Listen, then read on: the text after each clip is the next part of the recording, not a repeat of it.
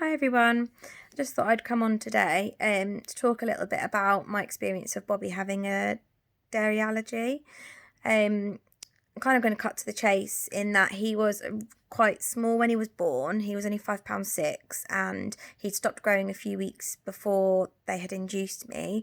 Unfortunately, my placenta had stopped really doing its job. So the race was on when he was born, really, to fill him up. I tried to breastfeed him. I don't have much dairy in my diet myself, so at this point didn't really see any issues, but he wasn't taking to the breast very easily, and his weight was dropping further, so we moved to bottle, and at this point it very quickly became apparent that there was an issue. So he went from being a baby that was quite content and quite settled, would sleep lots, and the average nappies that you expect from a newborn, to suddenly being a baby that cried all the time. He just would not stop crying. There was no kind of rest apart from when he was sleeping, and even then he would be scrunching his legs up to his tummy. It was apparent even at like a really tiny age, so this was probably when he was about 3 weeks, if that. It was apparent that there was an issue. He was in a lot of pain. His sleep was really, really unsettled. He would wake up screaming several times, just in one small nap, and then we'd get him back off again, then he would wake up again. His skin went from being completely clear to being covered in this like speckly, spotty rash all over his face, which also was down his tummy as well. His nappies were like watery poo, and they were absolutely the worst thing I've ever smelt. We had family come and stay that first Christmas, and at this point, like I said, he would have only been about 4 weeks, and it was that bad that members of the family were having to leave the room because it was unbearable. Completely not the normal smell that you expect from a dodgy nappy, but that was every single nappy. He also had constant wind, so he was constantly letting out wind, and again, they were really, really foul smelling. So we knew there was an issue. I doubted it at first and just thought maybe this is just normal. As a first-time mum, you never really know what to expect. But then as soon as family started visiting and observing what was going on and seeing how unsettled he was, seeing how much pain and how uncomfortable he looked, seeing and experiencing how awful his nappies were and his wind was, quite a few people pointed out that it was important we went to go and see our doctor. So I was incredibly lucky, and at the time I probably didn't realise, but I realise now how lucky I was that I was given an appointment with the most incredible doctor, who within a few days we'd had our appointment, and by that first initial appointment, he basically just pointed out that Bobby had every single symptom that would be expected for a baby with a dairy allergy. He suggested that we try Bobby on some lactose-free milk first anyway, just to try that out, which we did do.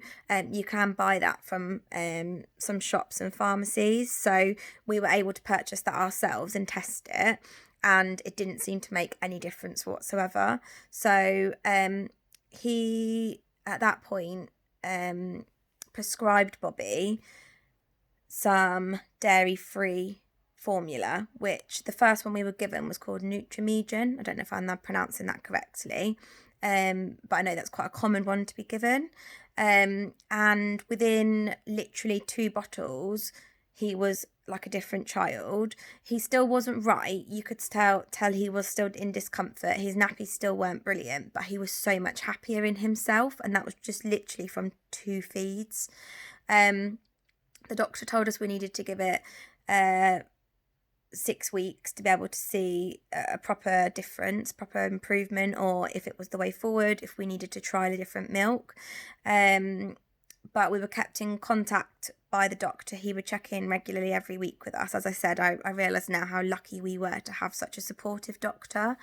He also picked up on the fact that Bobby had silent reflux, but it was due to him it was a symptom of him having the cow's milk allergy. So initially he prescribed us with Gaviscon, which just completely bunged Bobby up. He was really constipated and again went back to being very uncomfortable again, and lots of screaming. So we came off of that. And then they put him onto a medicine called ranitidine, which I've heard since is no longer being used, but it was fantastic for controlling his reflux. And again, we went from having a child that was projectile vomiting after most of his meals, after most feeds, he was projectile vomiting at 6 weeks old. And then once he was on the ranitidine, he stopped being as sick as he was. He still was sick at times, but it was nowhere near as kind of severe. And we used to have to give him that 3 times a day, and it was weight dependent. So as he grew, we had to check in regularly with the doctor, have the amount upped. But that was a godsend, and it really helped with him settling a lot better as well, because what happens when they suffer from silent refluxes, the acid burns all of their throat, and obviously it makes it really uncomfortable, and it's the more it happens, the more it burns. So it was a huge relief for him to be offered that as well. So we did trial quite a few different milks, and basically originally every single time we got the new milk we thought this is the one, because the improvement each time was so great. So every single time we were like, this is fantastic.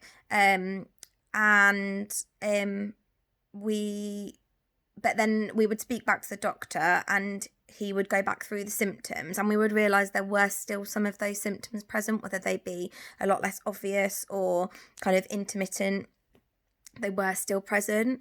So we ended up trialling about 4 different milks in the end, and then we eventually were directed to a dietitian.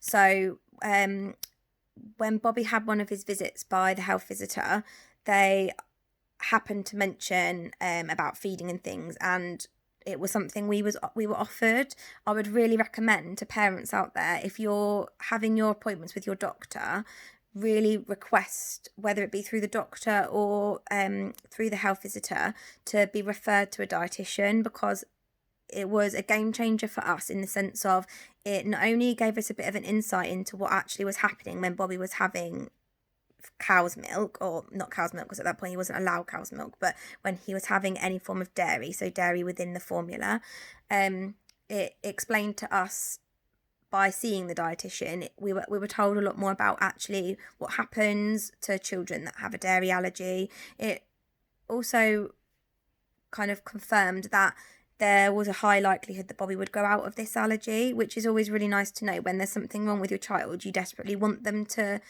be normal. So for us, it was really helpful to hear that this might not be forever. And they also gave us some amazing advice about how to wean him correctly.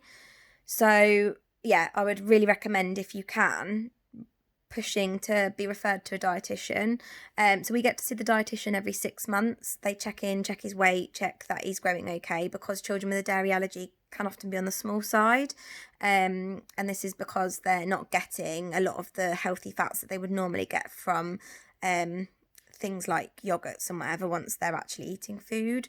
So we get to see the dietitian every 6 months. She also will check in with us beforehand to make sure that we are reintroducing dairy, to check and see if we're having the same symptoms. So we are currently working through what is called a dairy ladder, and it starts with him having to have a biscuit that has a minimal amount of dairy in it, and if you get no reaction, you move on to the next step of the ladder, which was I can't remember now, but say, for example, it was going up to having a muffin which had milk in it, and then you move on to several steps up the ladder. It's food that's cooked with milk in or with dairy in it, so it might be, for example, a cottage pie or pizza, and then slowly you get to the top where there are things like cheese, and then you've got yogurts, and at the very, very top is the reintroduction of milk itself. So obviously, if your child at that age is not 1, they would be reintroducing back into having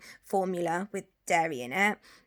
But for children that are over the age of 1, that at that point would normally be having cow's milk, that would be what would be reintroduced. So We're about halfway up at the moment. We're actually working on foods that have got dairy included, so things like cottage pie and pizza. So yeah, we're doing really well. It's the highest we've got so far, so we're slowly working our way up. But every single time, if you get to a point where your child has then a reaction, then you start back at the beginning. And no, sorry, you don't start back at the beginning. You start back at the point where you stay at the point where there was no reaction. So basically, for example, if you got to the point where they could tolerate a muffin but they couldn't tolerate the next step on the ladder, you would keep giving them the muffin because they had no reaction from that. And then you give it 6 months, and you would start back at that point again after 6 months and reintroduce again and see if you get another reaction. So yeah, it's a long and slow process. They say that most children grow out of it, so we're still keeping everything crossed, especially as we've seen some really good signs this time. But obviously he's just turned 2, so we've tried to reintroduce it quite a few times and not made it as far as we have this time. So it's just a kind of waiting game to wait and see, really. But yeah, that's kind of been our journey with it. There's loads more that I could explain, and I will talk through what weaning a child with a dairy allergy has been like. But if anybody's got any questions in the meantime, or wants to ask me anything about kind of what we did, how we went about things in any more detail, please just drop me a message. I really don't mind. I didn't really have anyone I could ask about it, or I felt I didn't. That's the thing about being a mum, isn't it? Actually, I do know there's people I could have turned to that have got experience with children with dairy allergies, but at the time I felt like I didn't have anybody to talk to about it, and I doubted my own belief in how much I knew Bobby and that there was something wrong. I kept on thinking that I was just being this overdramatic parent. So yeah, if anybody wants to ask me anything, if you've got a newborn or a young child and you think there could be something not quite right, then by all means just message me. I'm hoping this might show parents that trust your instinct. I think that's one of the biggest things I've learned as a parent. Trust your instinct, and if you truly think there's something wrong, chase it. Not everybody is as lucky as we were to have a doctor that instantly picked up on what it was, and because Bobby's allergy was so severe, he had all of the symptoms. That doesn't always happen. Sometimes you might find that your child is only ticking off a few of those symptoms. Their allergy might not be quite as severe. It might be that the first milk they trial is the right one. So the journey isn't always the same as ours, but just trust your instinct because you know your own child better than anybody. So yeah, I think that's everything for now. I'm going to do a really quick shout out, and actually I haven't even thought about this, but my shout out is actually to a member of my family, and this person I should have turned to back in the day when things were really tricky with Bobby's dairy allergy, because her little boy has an allergy too.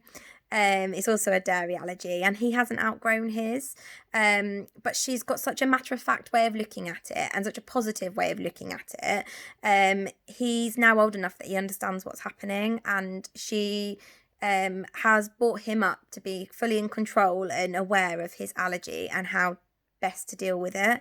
And he never goes without. He always has, as much of the lovely things that other kids are having, he's just as included. So well done to you, really, because it's not easy.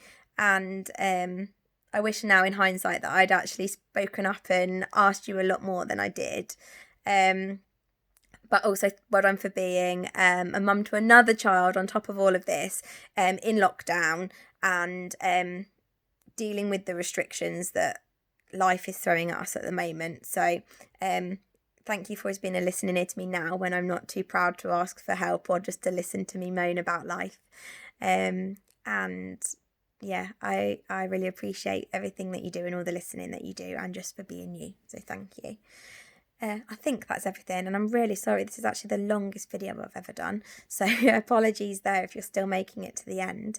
But yeah, I think my message has hopefully. Just trust your instinct, trust that you know your child, whether it be a milk allergy or be something entirely different.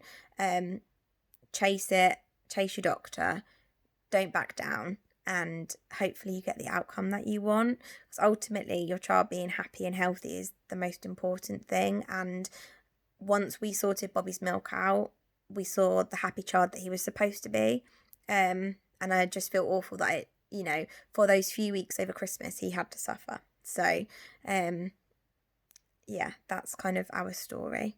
I hope you have a lovely day, evening, whatever time of the day you're watching this, and I'll check in with you again soon.